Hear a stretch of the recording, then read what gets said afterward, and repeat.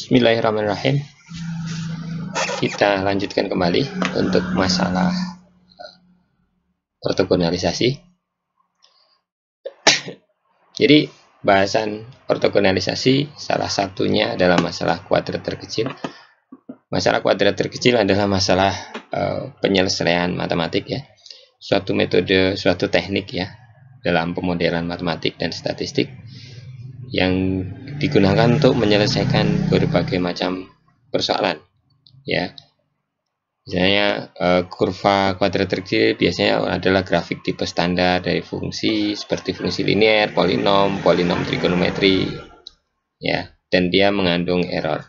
Tapi kita lihat di sini dalam uraian subbab 4 kuadrat terkecil itu belum dirumuskan bagaimana menyelesaikan kuadrat terkecil.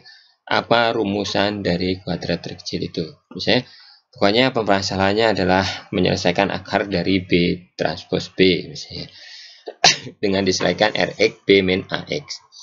Itu aja kan, Rx B min Ax, dan penyelesaiannya seperti ini. Kemudian muncul teorema saja bahwa teorema ini bisa membuktikan bahwa dia kuadrat terkecil bisa diselesaikan. Kemudian langsung dilanjutkan dengan beberapa aplikasi.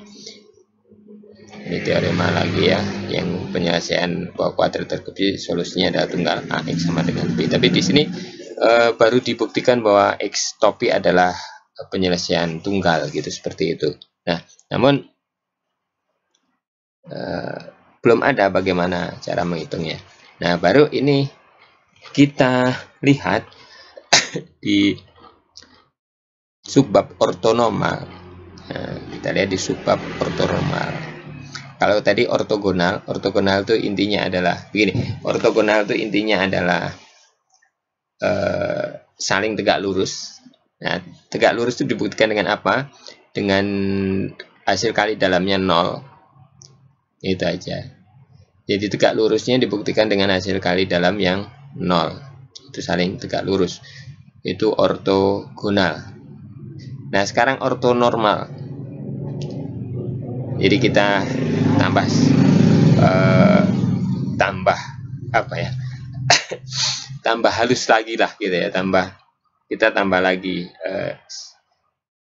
kajian kita ini. Kalau tadi hanya ortogonal yaitu adanya saling tegak lurus, sekarang ortonormal. Apa itu ortonormal? Nah, ini uraiannya adalah biasanya dengan menggunakan basis baku, ya kan, daripada basis yang lain itu akan lebih mudah menghitung. Apa itu basis baku? Nah, tidak ada sebenarnya. Basis baku itu harus gimana? Nggak ada. Pemilihan basis baku itu ya berdasarkan keumuman bahwa oh ini yang baku, itu ini yang bukan. Tapi sebenarnya secara umum nanti yang akan dipilih adalah yang normal. Apa yang normal ya? Yang dibagi dengan nom, itu intinya itu ya, dibagi dengan nom. Nah, ini masih dimulai dari ortogonal. Misalnya V1, V2, Vn adalah vektor-vektor dalam sebuah ruang hasil kali dalam V. Dan V ini harusnya simbolnya dot ya, ada hasil kali dalam. Vj, Vi, Vj hasil kali dalam sama dengan 0. Untuk I tidak sama dengan J. Jadi dia saling ortogonal, maka V dikatakan himpunan ortogonal, itu kan saling ortogonal.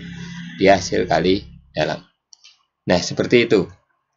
Nah, ini contohnya, bisa Anda cermati sendiri ya contohnya. Ini didotkan pasti dia hasilnya 0. Kemudian teorema bahwa jika V1, V2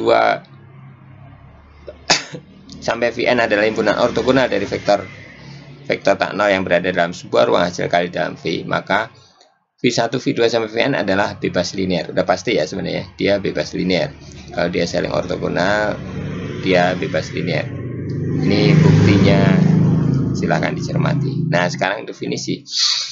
Himpunan disebut ortonormal atau sebuah himpunan ortonormal dari vektor-vektor adalah suatu himpunan ortogonal. Jadi himpunan ortonormal itu himpunan ortogonal, tapi dari vektor satuannya. Gitu aja. Jadi bagaimana membentuk satuan?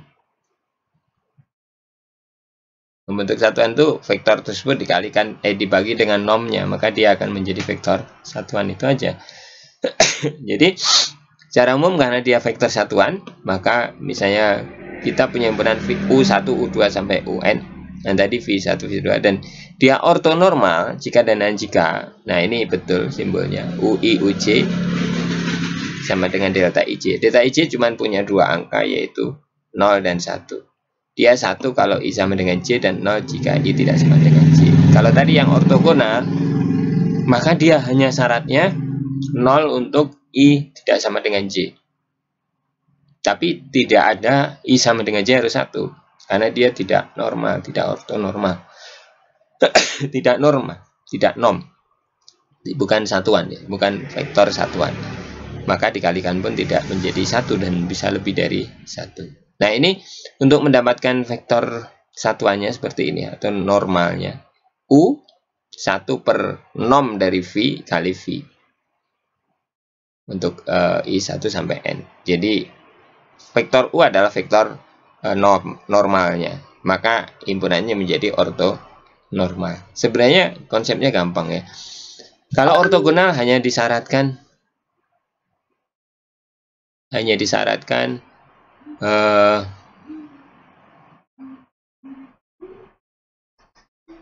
tegak lurus. Nah, kalau ortonormal dia tegak lurus dan juga vektor-vektornya vektor satuan. Itu aja. Gimana membentuk vektor satuan? Ini caranya ada di sini. Bisa dilihat ya. Itu aja syaratnya. Simpel kan?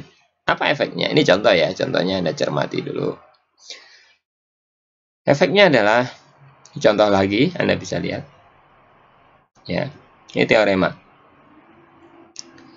Misal U1, U2 sampai UN basis ortonormal untuk sebuah ruang hasil kali dalam V, maka V adalah sigma I sampai N CI UI.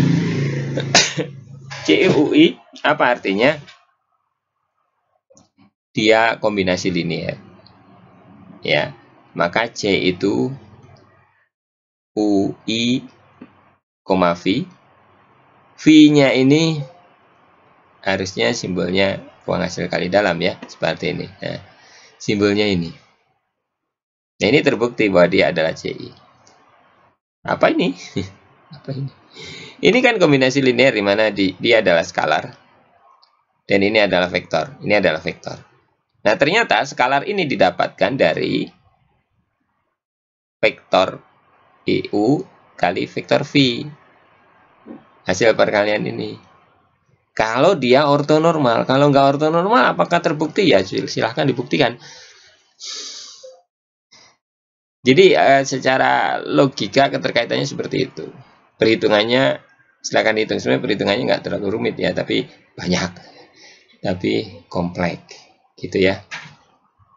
Akibat dari teorema ini adalah, misalkan kita punya U1, U sampai N adalah sebuah basis ortonormal untuk sebuah ruang hasil kali dalam V, maka jika U sigma AI UI I1 sampai N dan V sigma BI UI I1 sampai N, maka U kali V, ini hasil kali kombinasi linear dari U ya dengan A dan B, adalah sigma AI BI.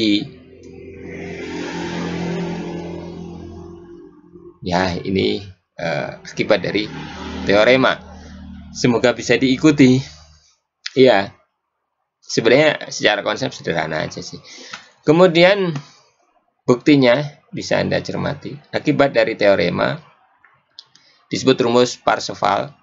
Jika U1, U2 sampai UN adalah sebuah basis ortonormal untuk sebuah ruang hasil kali dalam V dan V sigma CI UI I1 sampai N, maka norm V kuadrat adalah sigma CI kuadrat I1 sampai N.